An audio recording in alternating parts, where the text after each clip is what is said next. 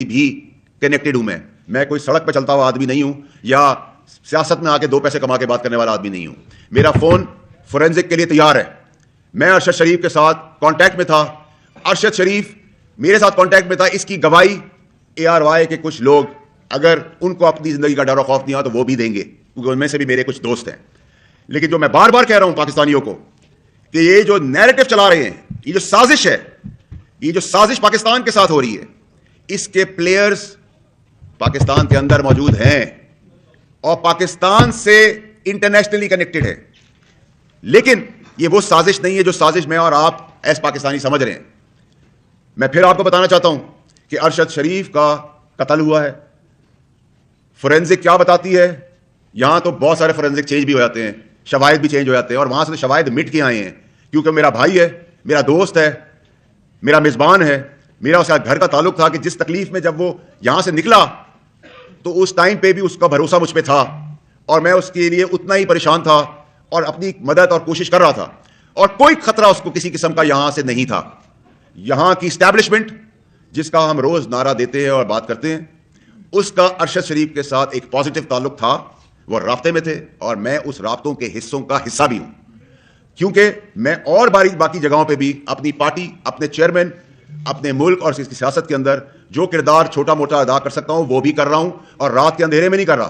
عمران خان صاحب کو بھی اس بات کا پتہ ہے, جن سے ملتا ہوں ان کو بھی پتہ ہے, جن سے بات کرتا ہوں سرعام کرتا ہوں, کسی کے باپ سے نہیں میں ڈرتا.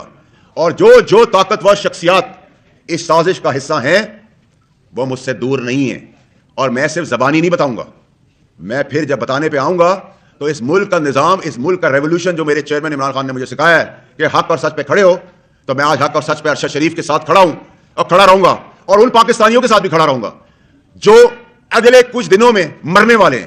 وہ کسی کے باپ ہیں, کسی کے بچے ہیں, کسی کے بھائی ہیں, کسی کے بیٹے ہیں, اور ان میں سے ہم سب میں سے بھی وہ لوگ ہو سکتے ہیں. امپورٹنٹ شخصیات اور کئی لاشیں آئندہ آنے والے دنوں میں گرنے والی ہیں.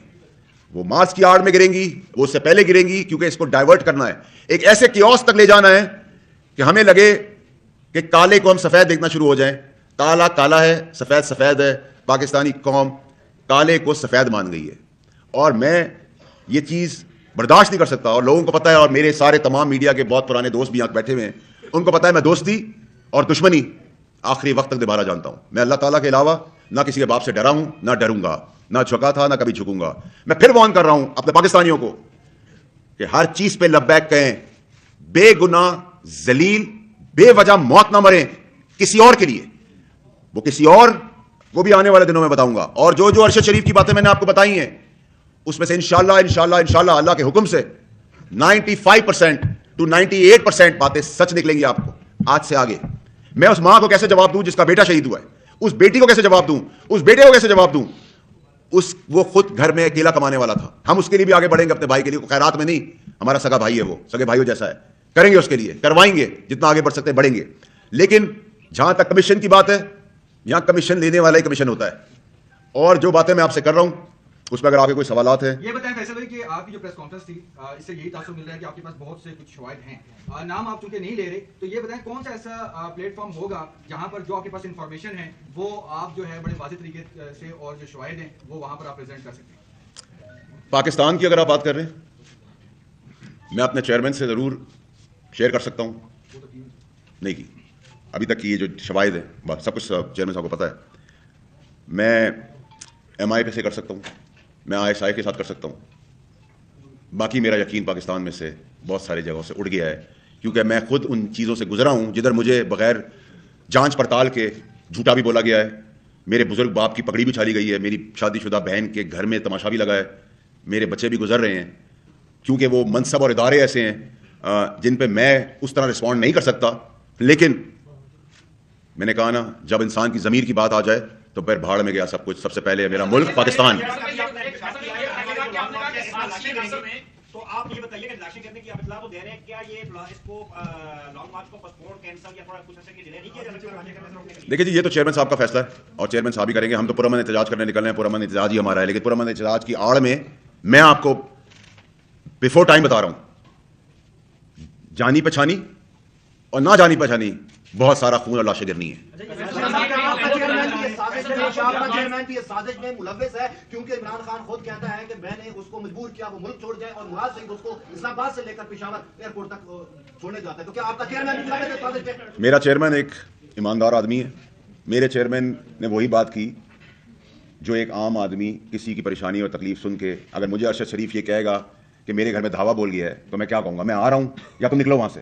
ٹھیک ہے, تو عمران خان صاحب نے تو اپنی نیک نیتی ارشد شریف کے کیس میں دکھائی ہے جو ان کو بتایا, لیکن ارشد شریف ملک چھوڑنے کو تیار نہیں تھا آخری وقت تک, مجھے پتا ہے.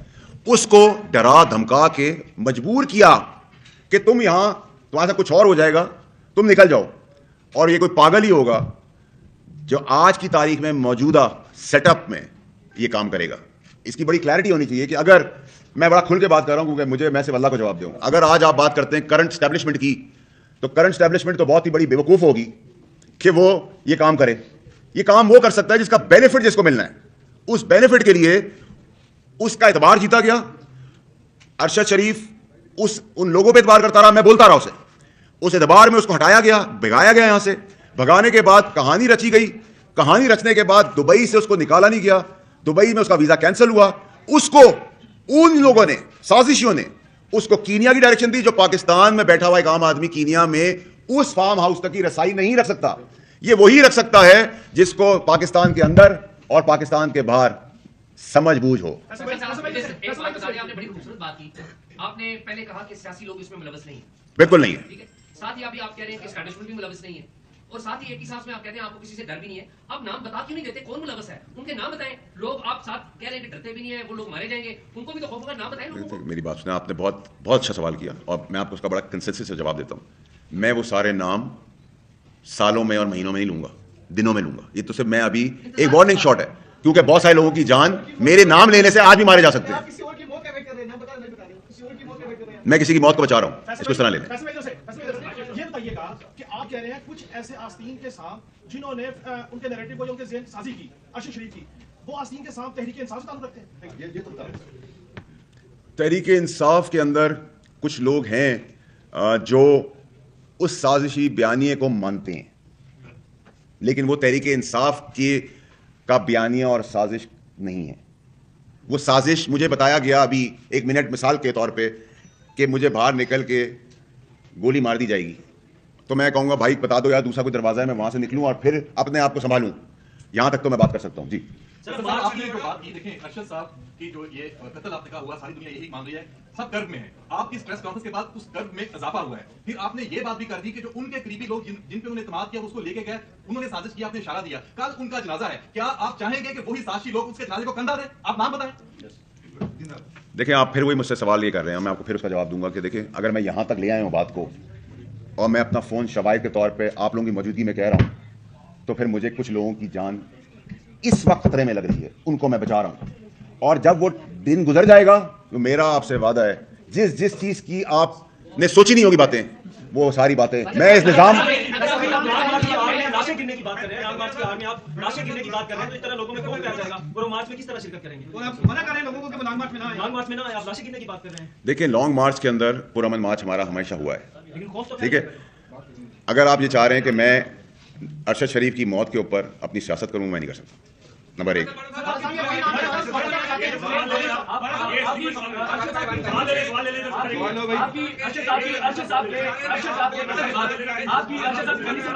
میں آج ہی میں آپ کی کیا ٹھنڈی سٹی ہے, آپ یہ بتائیں فیصل واڈا صاحب, آپ نے سب سے پہلے نیشنل ٹی وی کے اوپر بیٹھ کر ایک جھوٹ بولا. آپ نے کہا کہ اگر میری بات جھوٹی ثابت ہو تو 4 ہفتے کے اندر میرے ٹکا بوٹی کھا کے جائیں. یہ 22 کروڑ لوگوں نے سنا تھا آپ کی بات. اس کے بعد آپ نے ثابت ہو گیا کہ کنسیلمنٹ کی ہے, دھوکہ دیا ہے, جھوٹ بولا ہے, اور ایک قومی ادارے نے, انڈیپینڈنٹ اٹانومس باڈی آئینی ادارے نے آپ کو نااہل قرار دیا. پہلے یہ بتائیں, آپ نے اتنی ساری باتیں کر لی ہیں, آپ کی اپنی اتھینٹسٹی کیا ہے؟ Do you deserve for the national media? دیکھیں جی, آپ نے مجھے بڑی باتیں سنا دی, آپ کا بہت شکریہ. آپ کا آج شاید چرچا بھی ہو جائے گا, لیکن میں اب آپ کو اس کا جواب, کیونکہ میں اپنی بات نہیں کرنا چاہتا تھا. بہت سیدھا سا سوال ہے کہ جس نے مجھے نااہل کیا ہے الیکشن کمیشن نے, وہ کورٹ آف لاء نہیں ہے 62F کے تحت, یہ سپریم کورٹ کے آرڈرز ہیں. نمبر 1. نمبر 2, جو سپریم کورٹ کا حوالہ مجھے دے رہے ہیں کہ انہوں نے مجھے کہا کہ میں نے جھوٹ بولا ہے, تو جس وقت چھان بین ہوگی, اگر میں جھوٹا ثابت ہو گیا چھان بین کے بعد, تو پھر जैसा सुप्रीम कोर्ट का ऑर्डर होगा वैसा मैं करूंगा, ठीक है। आपको तो मैं आपको अभी ये कह रहा हूं कि मैं अभी आपको अगर ये कह दूं, देखिए आप अरशद शरीफ तक रहें,